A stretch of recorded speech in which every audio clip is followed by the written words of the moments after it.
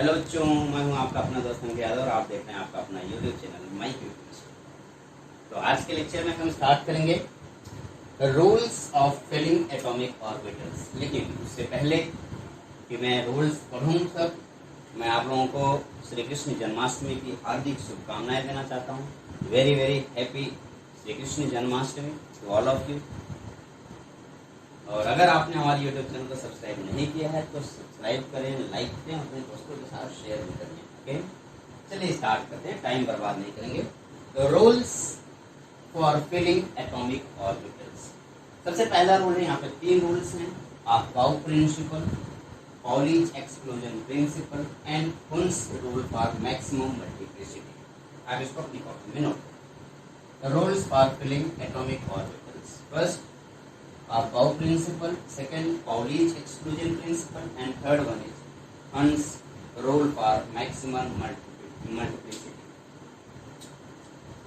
चलिए मैं उम्मीद कर रहा हूँ अब तक आपने इसे नोट कर लिया होगा। एक को डिटेल में पढ़ लिया, ठीक है। एक रूल को बहुत ही ज्यादा डिटेल में पढ़ना है। सबसे पहले हम पढ़ेंगे Gauss प्रिंसिपल्स के बारे में। ओके, तो Gauss प्रिंसिपल, Gauss का मतलब क्या होता है, सबसे पहला ये जान लेते हैं। अबाव का मतलब होता है बिल्डिंग और ब्लॉक्स। अबाव का मतलब होता है बिल्डिंग अप और कंस्ट्रक्शन, किसी चीज को बनाना अबाव प्रिंसिपल कहलाता है। अब बनाने के लिए क्या करना पड़ता है, जैसे मान लीजिए आप कोई कंस्ट्रक्शन कर रहे हैं, कंस्ट्रक्शन के लिए आपको क्या करना पड़ेगा, आपको हर एक स्टेप पता होना चाहिए कि किस ब्रिक या किस ईंट के बाद कौन सी ईंट रखना है या किसके बाद क्या लगाना है। अगर आपको ये कंस्ट्रक्शन का ये रूल पता ना हो, नहीं हो कि किसके बाद क्या लगाना है, तो बहुत ही मुश्किल होता है किसी भी चीज को तैयार करवाना, बनाना। तो मेरे ख्याल से आपको इतना तो पता होगा कि किसी भी चीज को कैसे स्टेप बाय स्टेप लगाते हैं। लेकिन ये बाकी जगहों पर पता होगा, केमिस्ट्री में आपको नहीं पता होगा। केमिस्ट्री में क्या करना होगा, अबाव प्रिंसिपल पढ़ना होगा, ठीक है।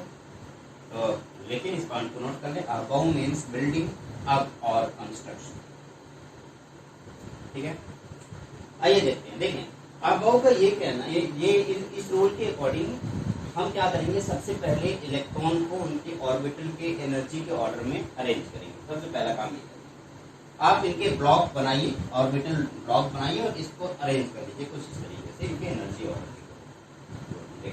सबसे पहले आप देखेंगे 1s, उसके बाद 2s, 2s के बाद 2p आता है, फिर 3s, फिर 3p आता है, फिर 4s, फिर 4p आता है, फिर 5s। आप सोचेंगे ये कहाँ किस तरीके से अरेंज किया गया, तो शायद आप भूल गए पिछले लेक्चर को। अगर आपको याद होगा, पिछले लेक्चर में मैंने आपको एनर्जी ऑफ ऑर्बिटल्स सिखाया था।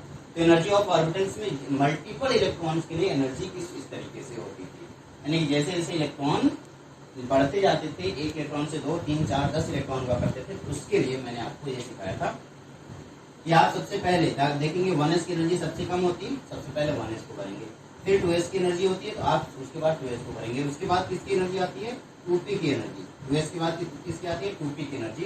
तो देखिए इलेक्ट्रॉन कहाँ जाएगा, इलेक्ट्रॉन वहां जाएगा जो ऑर्बिटल ज्यादा स्टेबल होना चाहिए। और आपको ये बात ऑलरेडी बताया जा चुका है। तो ऑर्बिटल की एनर्जी और ऑर्बिटल की स्टेबिलिटी एक दूसरे की इनवर्सली प्रोपोर्शनल होता है। हर बार मैंने आपको ये बात बताई है, केमिस्ट्री में हर बार याद रखिएगा कि मॉलिक्यूल की एनर्जी जितनी ज्यादा होगी, मॉलिक्यूल की स्टेबिलिटी उतनी कम हो जाएगी। यानी energy, orbital energy is inversely proportional to stability.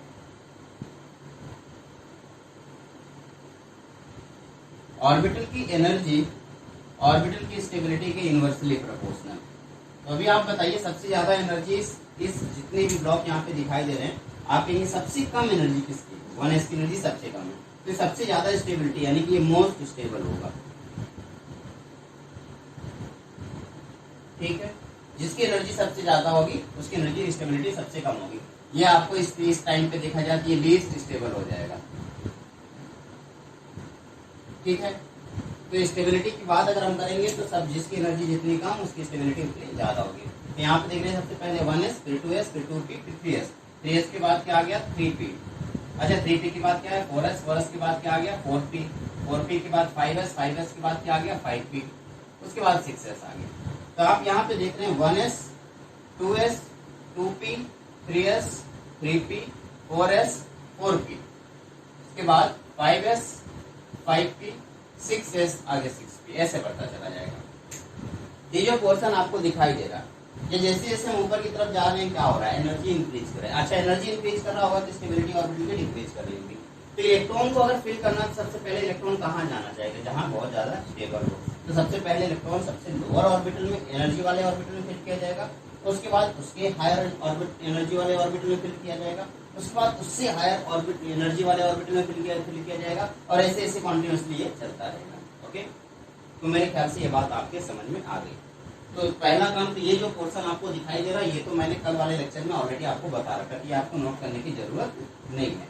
बस मैं आपको कह रहा हूँ, अगर आपको ये देखना है कि कैसे हम एनर्जी देखेंगे, तो कल मैंने एनर्जी ऑर्बिटल की एनर्जी देखने के लिए मैंने आपको N+L रूल समझाया था।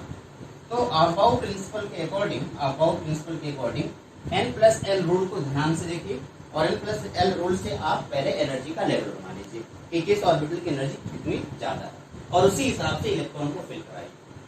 तो ज्यादातर बच्चों को प्रॉब्लम होती है N+L रूल समझने में या फिर देखने में, इसलिए अबाउ प्रिंसिपल में एक छोटी सी बात मैं दिखा दे रहा हूँ। एक सीरीज बना के आपको दिखा दिया जा रहा है, आप इस सीरीज को देखते जाएंगे और उससे अपने मन से सारी चीजें बना लेंगे, और इलेक्ट्रॉन को कहाँ पे फिल करना है ये बात आपके समझ में आ जाएगी। ठीक है, ऑर्डर ऑफ फिलिंग ऑर्बिटल में सबसे पहले आप ऑब्जेक्ट देखें, 1s के बाद 2s आता है, 2s के बाद 2p आता है, 2p के बाद 3s आता है, 3s के बाद 3p आता है, 3p के बाद 4s आता है, 4s के बाद आप देखेंगे 3d आएगा, 3d के बाद 4p, 4p के बाद 5s, 5s के बाद 4d, 4d के बाद 5p, 5p के बाद 6s, 6s के बाद 4f, 4f के बाद 5d, 5d के बाद 6p, 6p के बाद 7s। ये जो पोर्शन आपको दिख रहा है उसके बाद 5f, ये सारी चीजें जो पोर्शन आपको दिखाई दे रहा है ये ऑर्बिटल के एनर्जी के अकॉर्डिंग मैंने लिख दिया। ठीक है, यहाँ पे L है, अगर आप चाहिए ये N है, ये L है, तो L की वैल्यू 0, तो N+L भी आप ऐसे समझ पाएंगे, इसके लिए भी N+L समझ पाएंगे, इसके लिए भी N+L समझ पाएंगे। तो जहां पे N+L की वैल्यू ज्यादा होगी, एनर्जी ज्यादा होगी। मैं एक बार वापस यहीं पे लिख दे रहा हूँ फिर से, मोर N+L more energy, least stability, less stability. N+L की वैल्यू ज्यादा होगी, एनर्जी मोर हो जाएगी और स्टेबिलिटी कम हो जाएगी। मैं एक बार वापस से इसको थोड़ा ऑर्गेनाइज तरीके से लिख देता हूँ ताकि आप लोग इसको ज्यादा अच्छे से समझ पाए। मोर N+L more energy, less stability, less stability और सिंपल, ये सारी चीजें लेस स्टेबिलिटी। उसके बाद दूसरा लेस N+L, आप कहेंगे लेस एनर्जी, लेस एनर्जी है तो मोर स्टेबिलिटी, और अगर मोर स्टेबिलिटी है तो electron filled first, electron filled first. आप इस पॉइंट को जरा ध्यान से देखें, 2 पॉइंट मैंने लिखवा दिया है, इन दोनों पॉइंट को आप देख लें ध्यान से। पहला पॉइंट मैंने ऊपर लिखवाया है, ये यहाँ से लेके यहाँ तक, दूसरा पॉइंट मैंने यहाँ से लेके यहाँ तक लिखवाया। अगर एनर्जी ज्यादा हुई, N+L की वैल्यू ज्यादा तो एनर्जी ज्यादा तो स्टेबिलिटी कम, N+L की value less, energy less, stability ज्यादा तो इलेक्ट्रॉन फील्ड फर्स्ट। इलेक्ट्रॉन सबसे पहले किस ऑर्बिटल में फिल किए जाएंगे, जिसमें N+L की वैल्यू कम हो।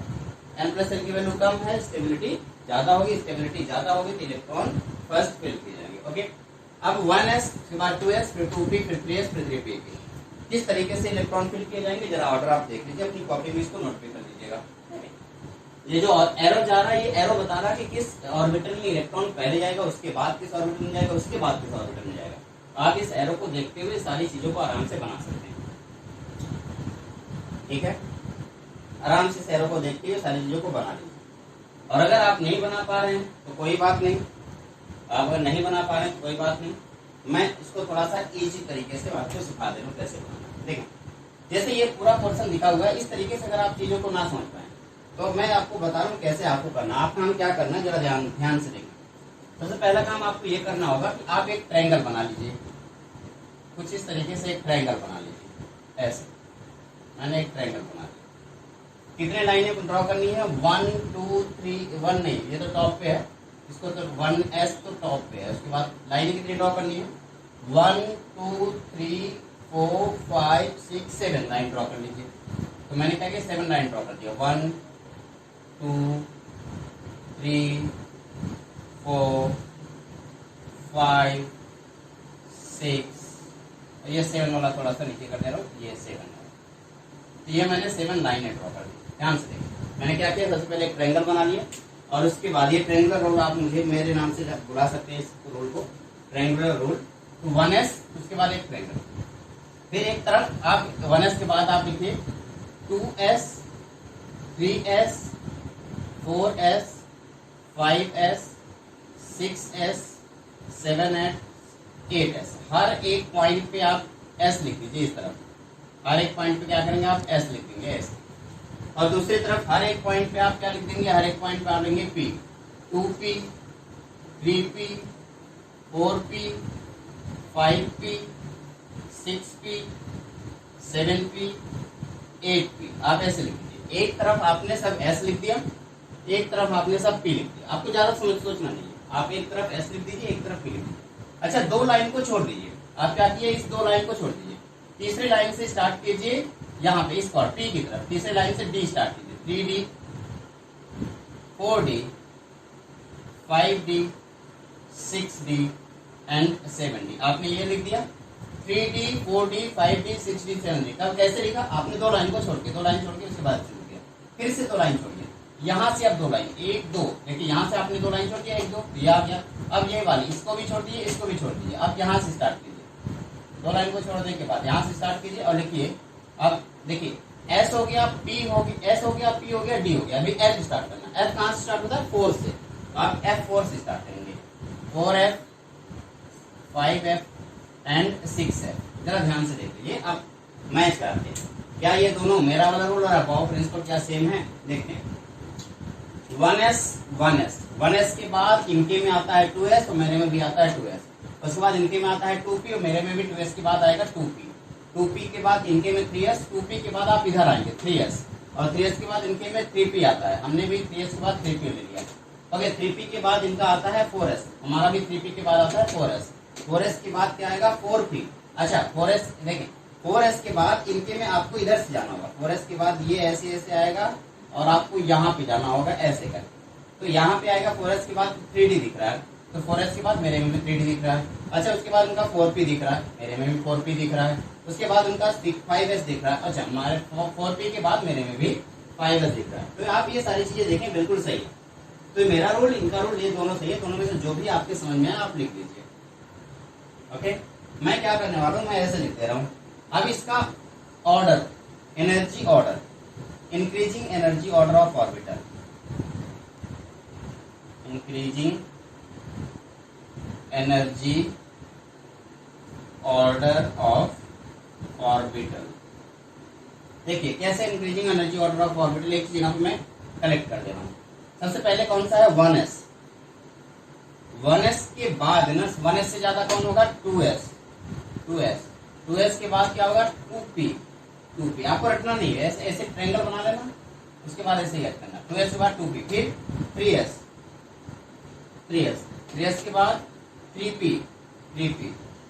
के बाद आया 4s 4s के बाद आया 3d के बाद आ रहा है 4p के बाद आ रहा है 5s के बाद क्या आया बेटा, 5s के बाद 4d के बाद कौन आ रहा है, 5p के बाद कौन आ रहा है, 6s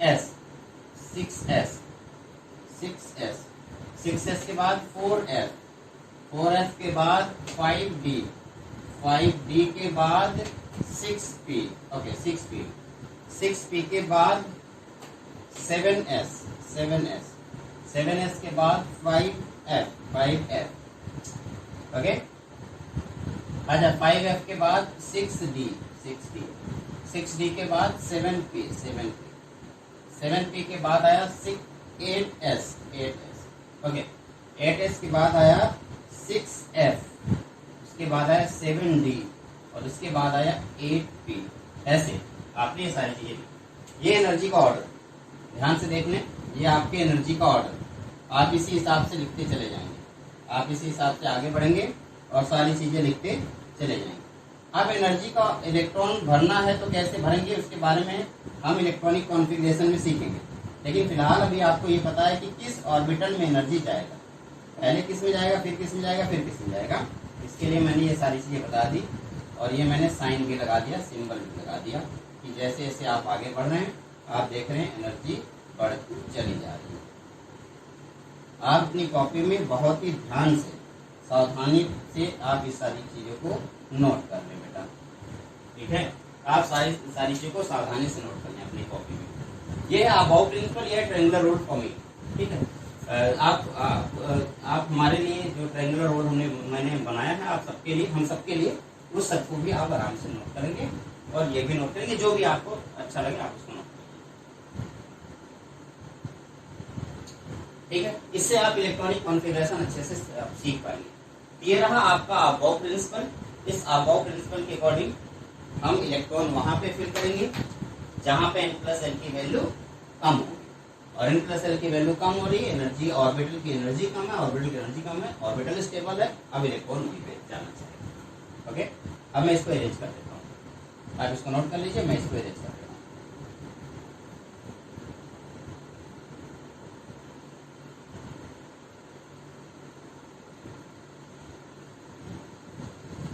ठीक है, इस तरीके से मैंने इसको अरेंज कर दिया।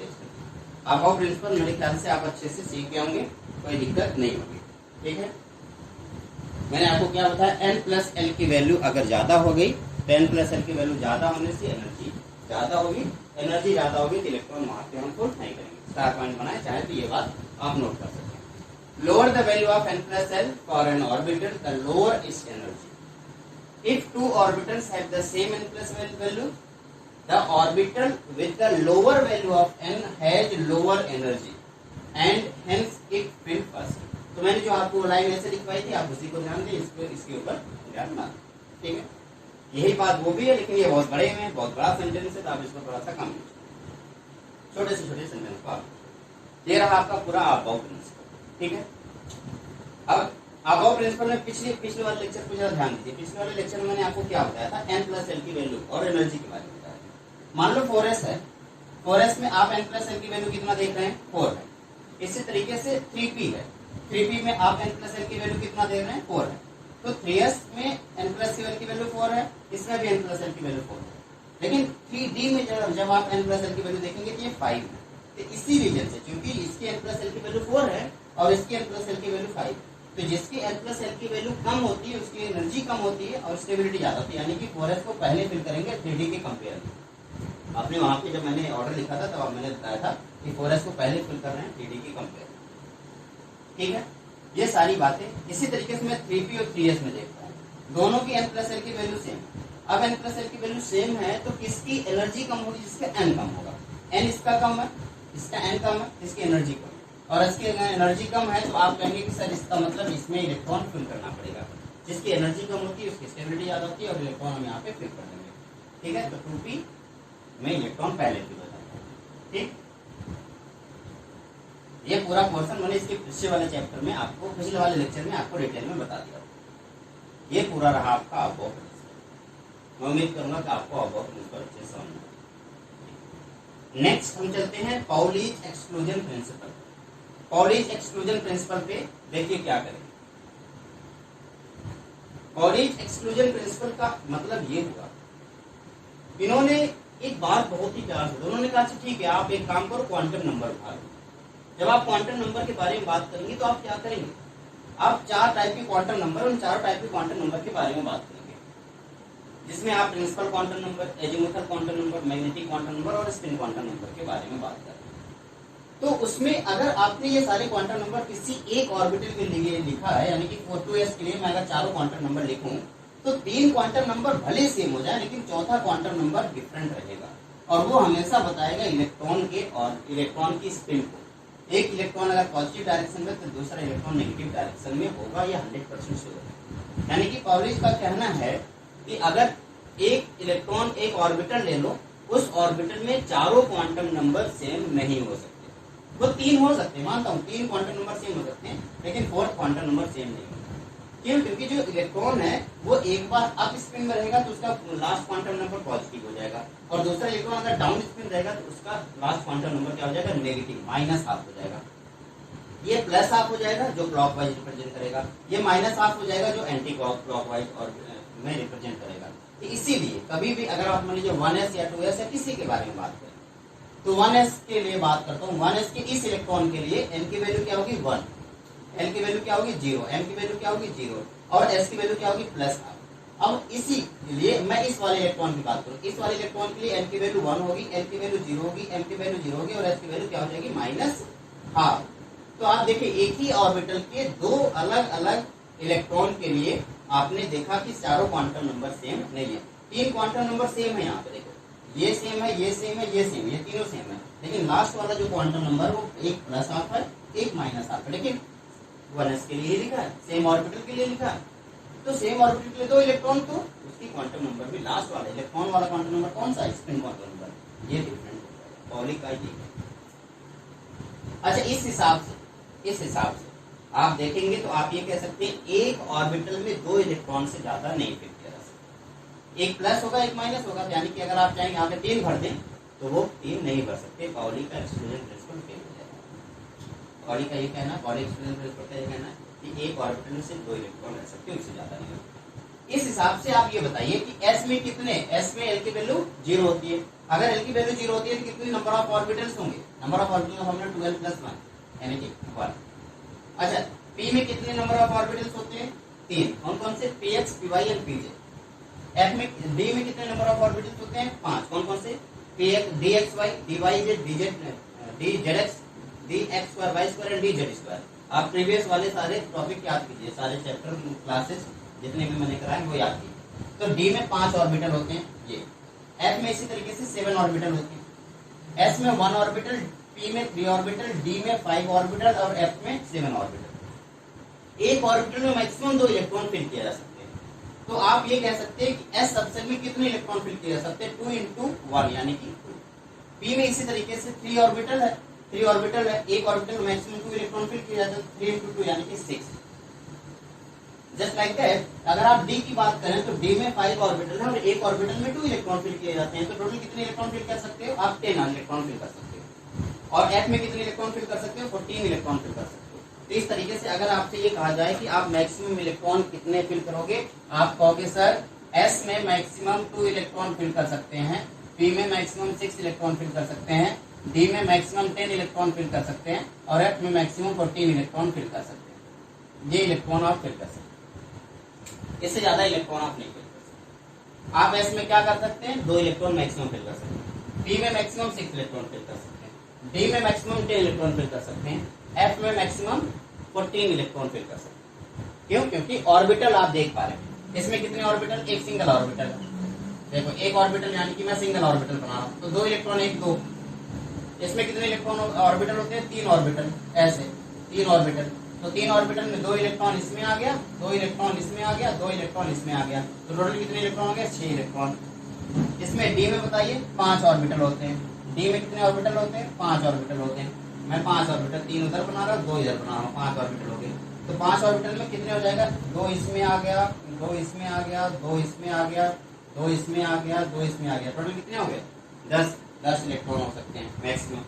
इसी तरीके से f की बात करूँ तो मैं 7 होता है, 7 होता है, मैं 4 इधर बना दे रहा हूँ और 3 मैं इधर बना दे रहा हूँ, इसी तरीके से 7 है। तो आप कहेंगे हर एक में 2, 2 इधर हो गया, 2 इधर हो गया, 2 इधर हो गया, 2 इधर हो गया, 2 यहाँ पे हो गया, यहाँ पे भी 2 ही होगा, यहाँ पे भी 2 ही होगा, तो टोटल कितने इलेक्ट्रॉन होंगे? 14 इलेक्ट्रॉन। इस तरीके से s में मैक्सिमम इलेक्ट्रॉन 2, p में मैक्सिमम इलेक्ट्रॉन 6, d में मैक्सिमम इलेक्ट्रॉन 10, f में मैक्सिमम इलेक्ट्रॉन 14 हो सकता है। ऐसा पाउली का एक्सक्लूजन प्रिंसिपल है। आप इन सारी चीजों को नोट करें अपनी कॉपी में।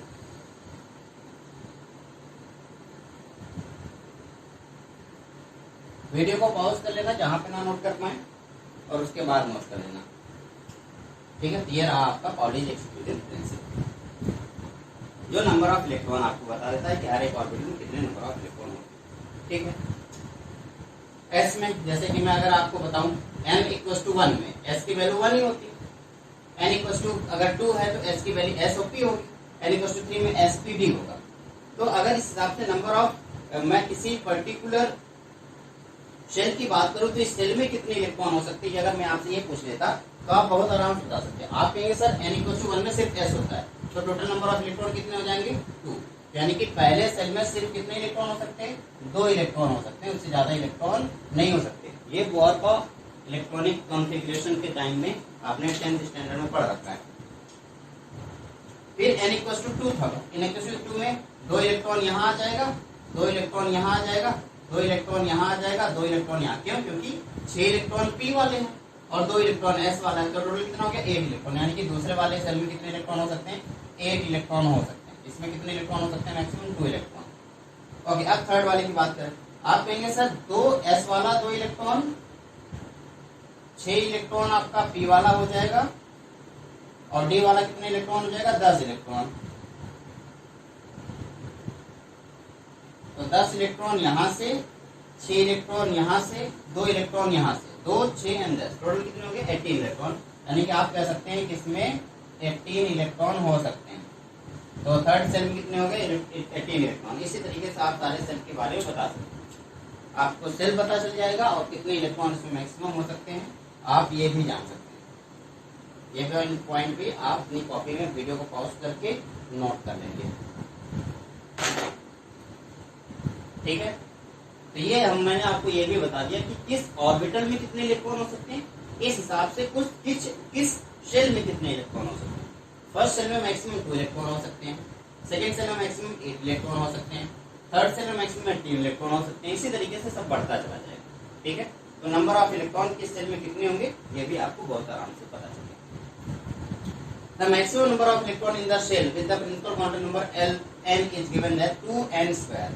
यानी कि मेरे कहने का मतलब अगर आप उसको फॉर्मूले में बनाना चाहें तो 2n स्क्वायर हिसाब से डाल सकते हैं। तो n इक्वल टू 2 है तो 2n स्क्वायर के हिसाब से कितने इलेक्ट्रॉन भी कैलकुलेट किया था 8 इलेक्ट्रॉन में कैलकुलेट किया था, और यहाँ पे इस कैलकुलेशन के हिसाब से भी क्या आ जाएगा टोटल 8 इलेक्ट्रॉन आ जाएगा।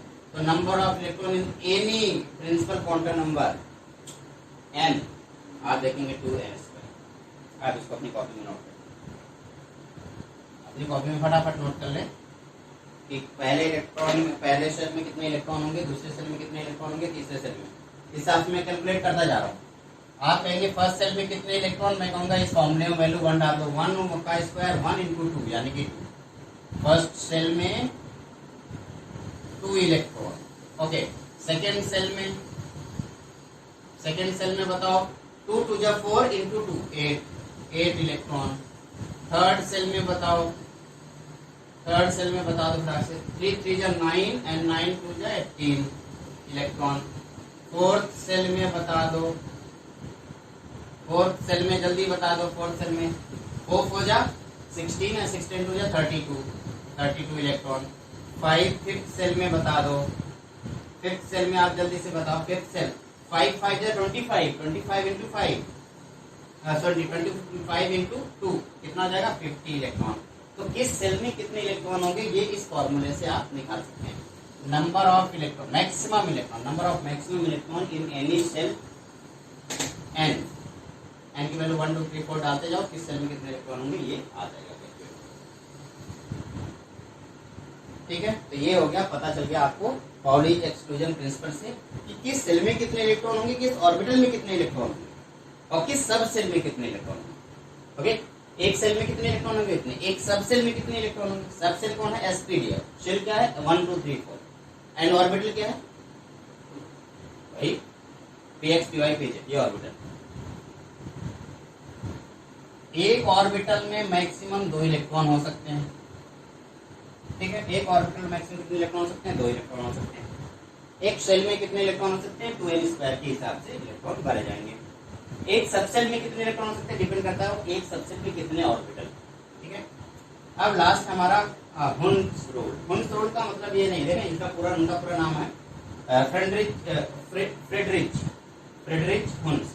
अच्छा, फ्रेडरिच हुन्स में आप गलती से आप फ्राइड राइस ना पढ़ लें, ठीक है। फ्रेडरिच हुन्स का ये कहना है कि अगर आप इलेक्ट्रॉन को फिल करने की कोशिश करें, देखिए 3 रूल मैंने आपको बता दिया, आप प्रिंसिपल बता दिया, पाउलिश एक्सक्लूजन प्रिंसिपल बता दिया, अब हुन्स रूल के बारे में बात करें। उनका ये कहना है कि अगर आप इलेक्ट्रॉन फिल कर रहे हैं तो जरा आप इन सबको देखिए, एक ऑर्बिटल वाला तो ठीक है, लेकिन एक से ज्यादा ऑर्बिटल अगर है तो इन सबकी एनर्जी सेम होगी, और अगर इन सबकी एनर्जी सेम होगी तो आप इसे डीजनरेटेड ऑर्बिटल्स बोल सकते हैं। मैंने बार बार इसके पहले ही बताया जा चुका है। डीजनरेटेड ऑर्बिटल का मतलब होता है वो ऑर्बिटल जिनकी एनर्जी सेम है। सेम एनर्जी वाले ऑर्बिटल को डीजनरेटेड ऑर्बिटल्स बोलते हैं। Degenerated orbitals orbitals of same energy. लिख लीजिए, अगर अभी तक आपने नोट नहीं किया तो अब नोट करने कम से कम। Degenerated orbital means orbital of same energy. Same energy वाले ऑर्बिटल को डीजनरेटेड ऑर्बिटल्स बोलते हैं। अब इसकी भी एनर्जी सेम है, इसकी भी, यानी कि ये px है, ये py है और ये pz है, इन सबकी एनर्जी सेम है। इसी तरीके से आप इन सबको भी तो बोल देंगे, ये देखो dxy, dyz, dzx, dx2, y2 and dz2, ये सब भी तो डीजनरेटेड ऑर्बिटल्स हैं, ये भी तो डीजनरेटेड ऑर्बिटल्स हैं।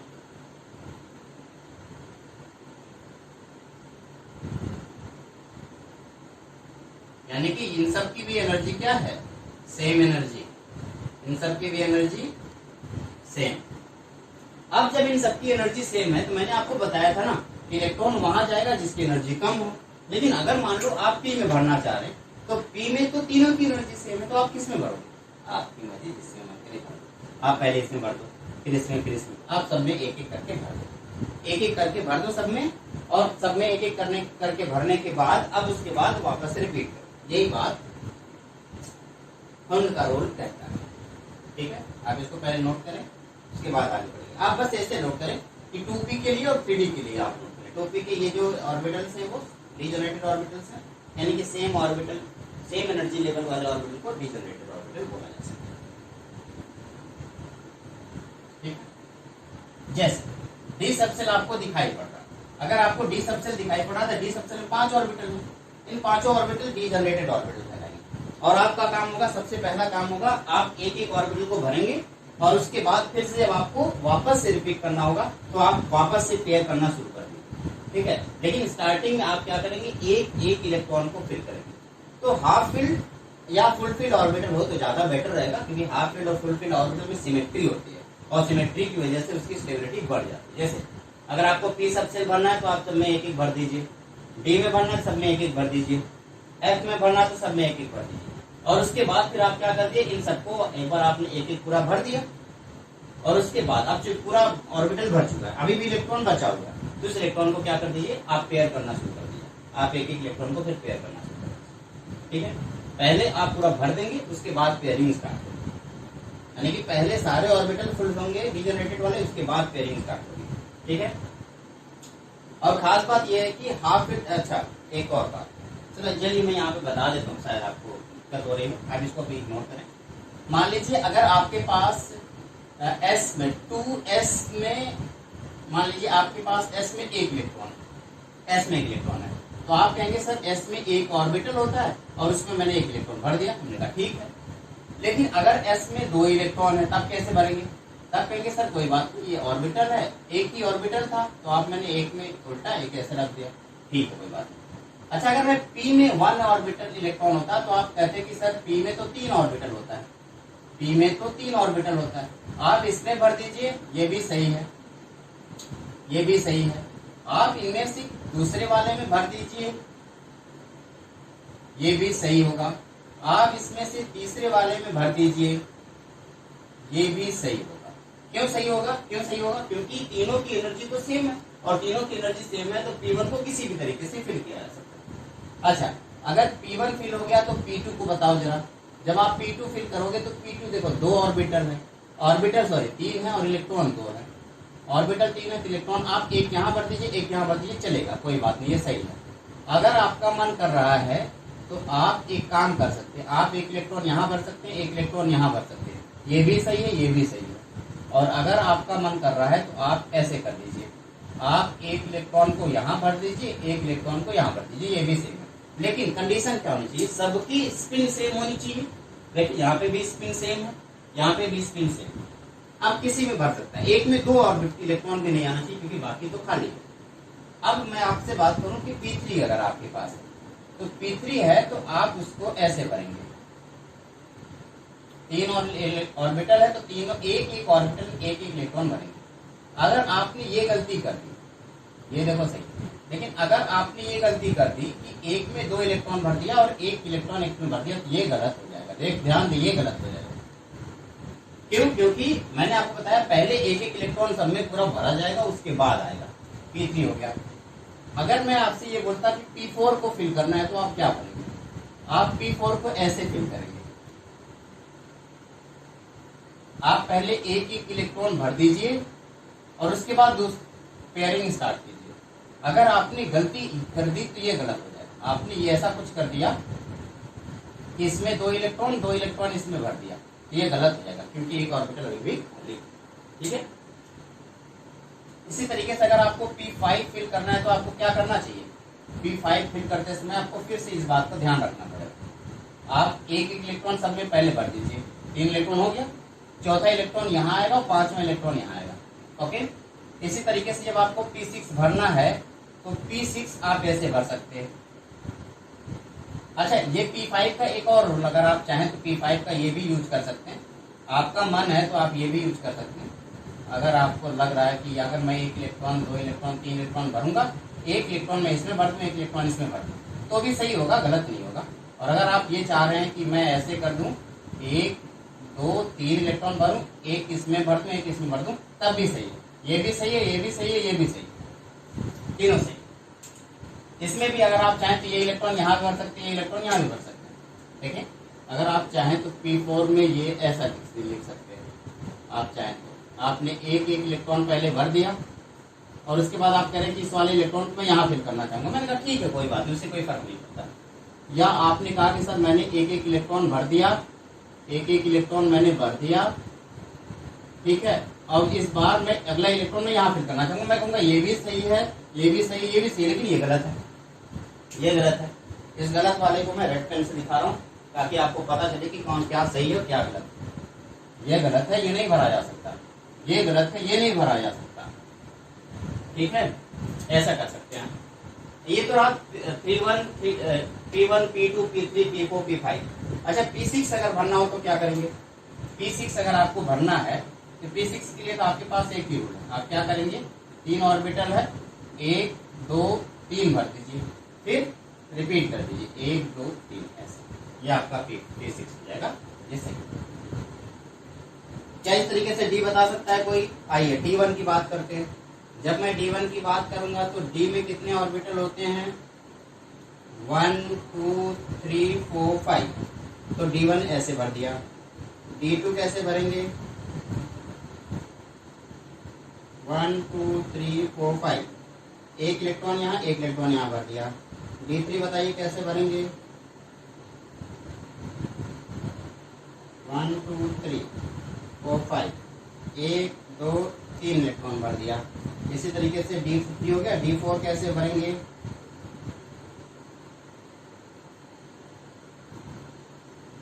1 2 3 4 5, D4 में 1 2 3 4 हो गया। D5 कैसे भरेंगे?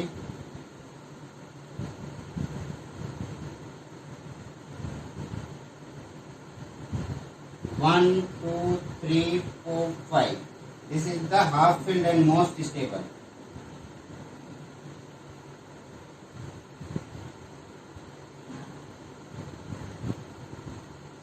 स्टेबिलिटी ज्यादा होगी, मोर स्टेबल है। D5 हो गया।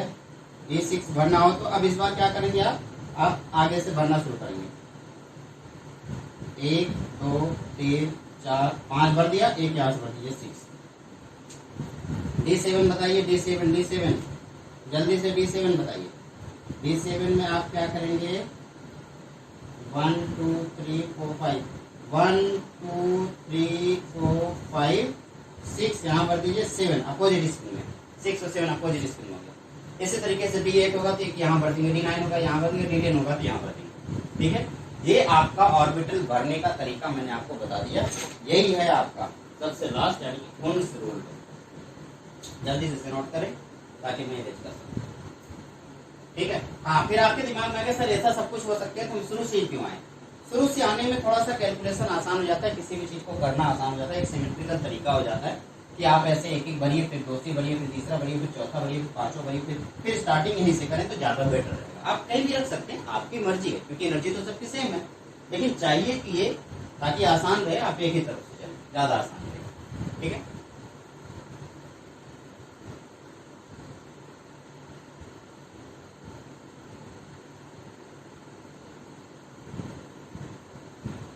देखिए अब सिमेट्रिकल रूल के अकॉर्डिंग अगर इलेक्ट्रॉनिक कॉन्फ़िगरेशन सिमेट्रिकल तो वो समझ लेना कि स्टेबिलिटी उसकी ज्यादा हो जाएगी। जैसे यहाँ पे आपको दिखाया जा रहा है Px, Py, Pz आपको दिखाया दे रहा है और तीनों में एक एक इलेक्ट्रॉन है यानी कि सिमेट्रिकल, और सिमेट्रिकल होने की वजह से इसकी स्टेबिलिटी थोड़ी सी बढ़ जाती है।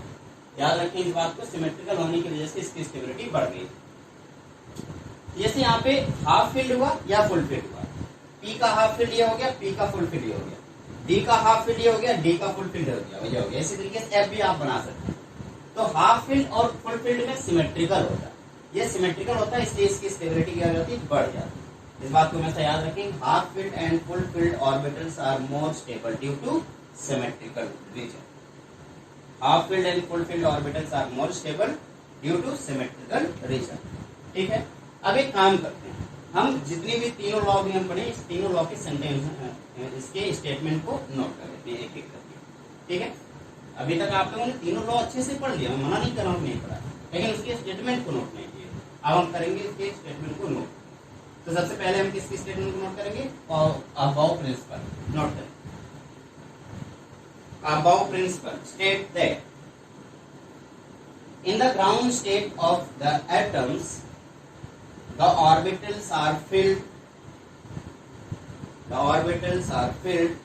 in the order of their increasing energy, यानी कि सबसे पहले सबसे कम एनर्जी वाला फिल किया जाएगा, उसके बाद उसकी ज्यादा एनर्जी वाला, उसके बाद उसकी ज्यादा एनर्जी वाला।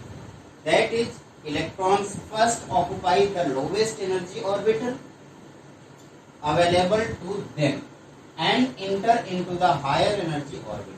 पहले जितने लोअर एनर्जी ऑर्बिटल होंगे अवेलेबल होंगे उनमें इंटर करेगा, ऑक्युपाई करेगा, उसके बाद उसके हायर एनर्जी ऑर्बिटल में जाएगा। जैसे कि यहाँ पे आपको दिख रहा है, ये देखिए, आप इनके इस स्टेटमेंट को जल्दी से नोट करिए।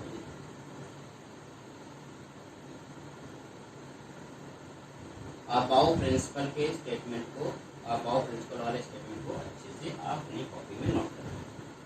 ठीक, जब मैंने आपको बताया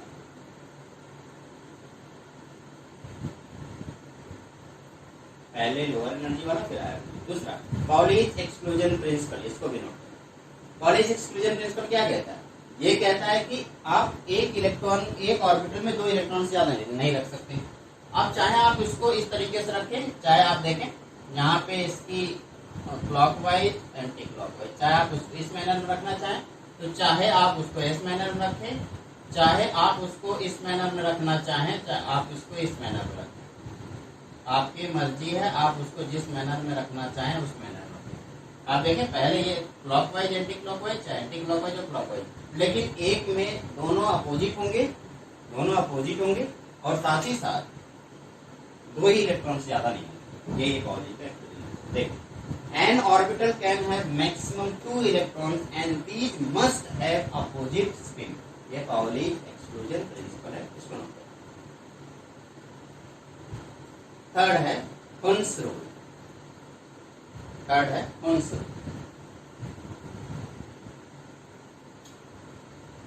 हुन्स रूल नोट करें।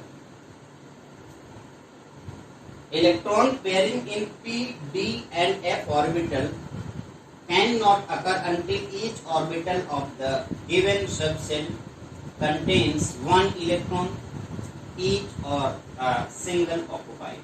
देखें, जब तक आप वापस से देखें, पहले जब तक आप तीनों ऑर्बिटल को एक एक इलेक्ट्रॉन नहीं देते तब तक आप इसको डबल नहीं कर सकते। पहले तीनों को एक एक दीजिए, उसके बाद आप इसको रखिए। यही आपका होम ड्रॉ किया था। ठीक है, जल्दी से इसको अपनी कॉपी में। Electrons pairing in p, d and f orbitals cannot occur until each orbital of the given subset contains one electron each। हर एक ऑर्बिटल को एक इलेक्ट्रॉन मिलना चाहिए और इज सिंगल ऑक्युपाइड। इस तरीके से आपने ये सारी चीजें देखी। ये तीनों प्रिंसिपल आपको दिखाई दे गया। उसके बाद 3 लॉ हमने पढ़ा। 3 लॉ, इन तीनों लॉ को के बेस पे इलेक्ट्रॉन को फिल किया गया है किसी ऑर्बिटल में। अब ऑर्बिटल में तो आपने इलेक्ट्रॉन फिल कर दिया, लेकिन किसी एटम का इलेक्ट्रॉनिक कॉन्फ़िगरेशन आप कैसे करेंगे? इस इलेक्ट्रॉनिक कॉन्फ़िगरेशन के लिए इन्हीं तीनों रूल को हम अप्लाई करेंगे। ठीक है, लेकिन इस लेक्चर में हमें इतना ही पढ़ना है। नेक्स्ट लेक्चर में हम ऑर्बिटल के इलेक्ट्रॉनिक कॉन्फ़िगरेशन के बारे में डिटेल में बात करेंगे। आज का लेक्चर बस यहीं तक। मिलते हैं एक छोटे से ब्रेक के बाद। आप सब लोगों को जन्माष्टमी की हार्दिक शुभकामनाएं।